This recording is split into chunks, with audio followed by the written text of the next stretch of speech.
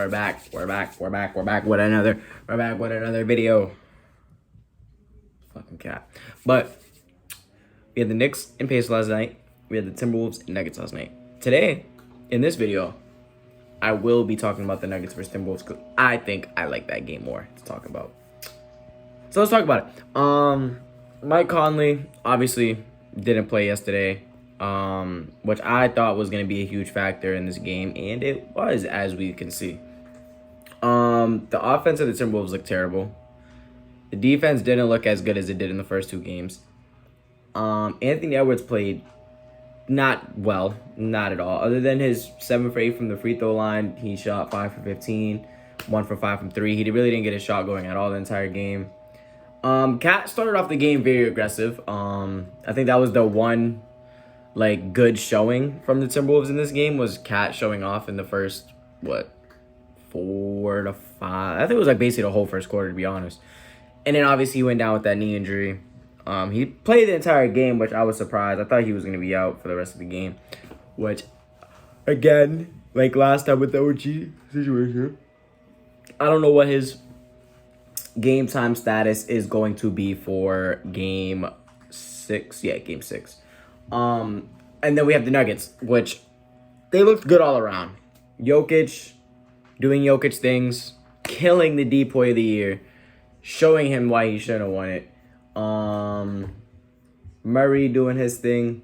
Not really. He didn't really need to do much, but just when he needs to score, he'll score. You had Aaron Gordon doing his thing, getting steals, running the break, and also facilitating here and there, which I didn't think Aaron Gordon had that facilitating type of play style, but he does. You know, he had a calm little double. Good for him. Good for him. Michael Porter Jr. is what scares me in this series. And if they do lose, it might fall on him a little bit, because Michael Porter Jr. is supposed to be that third option in the scoring rotation, I would like to call it, scoring rotation. He has yet to get it going in his whole series. Obviously, the last 3 games, it hasn't mattered, as you've seen them win the last 3 games. But last game, not this game I'm talking about, but game 4, if you didn't notice, they didn't even play him at the closing to close the game out. And the Nuggets didn't play. That's the Nuggets. The Wolves didn't play Rudy Gobert. So when you kind of think about it, they're kind of icing each other out. Now that I'm thinking about it, because they're both missing 2 of their better players on the team, and they both had to take them out because they're not unplayable. I can say, well, Rudy Gobert is almost becoming unplayable, but I want to say Michael Porter Jr. is becoming unplayable.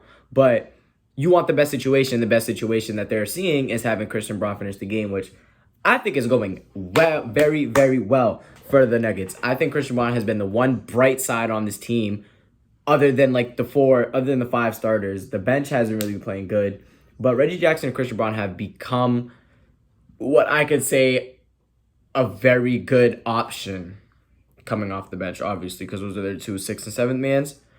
And then Caldwell Pope started to get it going in the second half. I can say he did. He really got his shot going, which I can think is very scary. And then there's also some rotations in the Timberwolves defense, which I really don't like. There was this one play. They ran out to Christian Braun and left Caldwell Pope open. I don't know why you would do that. I think you would rather live with Christian Braun shooting.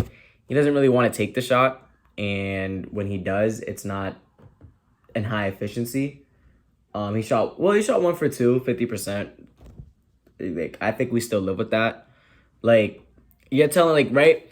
That's basically saying, right, if you're not going to live with him shooting 1 for 2, it's like Ben Simmons hitting 1 for 2, and you're like, we're going to go close out on it now. No, live with it. Why would I go contest it now? At least hit, 2 in a row. Then I may go and contest. But Rudy Gobert, man. 4-time Defensive Player of the Year going up against a 3-time MVP. 3-time MVP. And Jokic is having his way. It's not Rudy Gobert slowing him down. It's Cat slowing him down. It's not Rudy Gobert locking up Jokic. It's Jokic just frying him. It's eats. What did Shannon Sharp say? Collard greens, yams, Oxtail, mac and cheese, whatever. That's what Jokic is calling Rudy Gobert right now. He is eats. He's what we call a defensive liability as of right now. There's a stat I seen where Jokic is shooting 8 for 9 against. Well, he shot 8 for 9 against Rudy Gobert in this game. That means I think it's out of 9 possessions, my DPOY of the year only stopped him once. And I get it. It's the MVP of the league. You're not going to do much to stop him, but there's much you can do to slow him down. Now, 40 and 13 with 0 turnovers is ridiculous. 40 points, 13 assists with 0 turnovers is ridiculous. They have to do something on defense. I don't know what to do because as a coach, I don't really know how you game plan against Jokic. He's so smart as a player where he could find out what the, like, I don't even know how to explain it, but the holes in your defense are. And that's what he figured out in the last 3 games is after the 2 first games, in the first 2 games, we saw Jokic get beat. We saw Jamal Murray get beat. We saw all of them just like, they looked like they was losing faith. In these last 3 games, the Nuggets have looked like the clear better team in these last 3 games. Now, I don't know how the Timberwolves are going to bounce back because in this game, Anthony Edwards didn't have his best game, obviously. He shot terrible from the field, only 18 points. You know you're bound for at least a good game when you go home. And I think the next game will be different, obviously, with Anthony Edwards. I think he'll probably come back. He'll show him why he's Anthony Edwards, why we call him Ant-Man and all that. And then Rudy Gobert had 18 and 11, 7 for 7. But I think if Mike Conley plays, I think it would be a huge advantage for the Timberwolves. I think without their playmaker, it looked very, very shallow, especially for Ant. It didn't look like he was playing the way we're used to it. It looked like he tried. Now, as we see Anthony Edwards, he plays more towards the contact. And with Mike Conley, let's say that. With Mike Conley out, the ball's in Anthony Edwards' hand more often. Yeah, they had Alexander Walker starting, but he's not really the playmake type of guy. He's mainly just a 3-and-D. So with that being said, Ant's going to have the ball in his hands more often. And it's hard to run the offense sometimes through your best player if they're not as good of a playmaker as, like, say, a CP3 or... Actually, let me not say CP3 because that's a playmaking god. But let's say, like... Because I can't really... Okay, let's just say an average playmaker.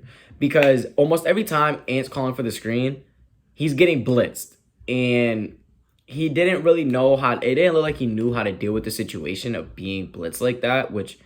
I'm not surprised. It's probably his first time seeing the coverage happen almost every single play. But there was some times in the game where I thought you could have went ISO ball. I know I hate it. I see it a lot as a Celtics fan. But there's some times in a game where you're kind of fine with doing it. And I think today or yesterday was those times where you should have been like, Ant, whoever you have on you, go kill them. Go get a bucket. Because when, again, you're setting screens, he's getting blitzed, and now you're forcing the other players to do something which it's not really, usually you look for Cat to do that, but, again, Cat was injured, so can't really do much about that. But I think that's really all I have for this game, to be honest. Because, again,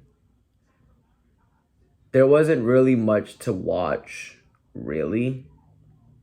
The Nuggets looked like they had the more energy. They looked like they just did everything better. They were hitting shots, doing better, being better.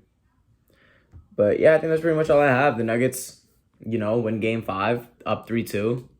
80% of the teams that win when it's tied to win Game 5, they go on to win the series.